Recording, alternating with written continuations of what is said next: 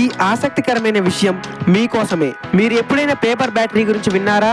Paper battery అనేది ఒక తక్కువ బరువైన, పొడవైన మరియు ఫ్లెక్సిబుల్ బ్యాటరీ.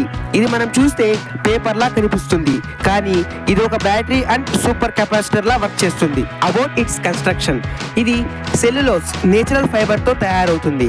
దాని మీద కార్బన్ నానో ట్యూబ్స్ లేదా గ్రాఫిన్తో లేయర్స్ లాగా కవర్ చేస్తారు.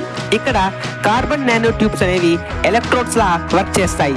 సెల్యులోజ్ అనేది పేపర్లో ఉండే ఒక కార్బోహైడ్రేట్. ఇది base structure and electrolyte holder లాగా ఈ బ్యాటరీలో వర్క్ చేస్తుంది. సో కార్బన్ నానో ట్యూబ్స్ మరియు సెల్యులోజ్ ద్వారా అయాన్స్ మూవ్ అవుతాయి. తద్వారా ఎలక్ట్రిసిటీ అనేది ప్రొడ్యూస్ అవుతుంది. అండ్ ఫైనల్గా ఈ పేపర్ బ్యాటరీలో కార్బన్ నానో ట్యూబ్స్ ద్వారా ఎలక్ట్రిసిటీ స్టోర్ అవుతుంది. సో ఇది మనకు బ్యాటరీలా మరియు సూపర్ కెపాసిటర్లా వర్క్ అవుతుంది.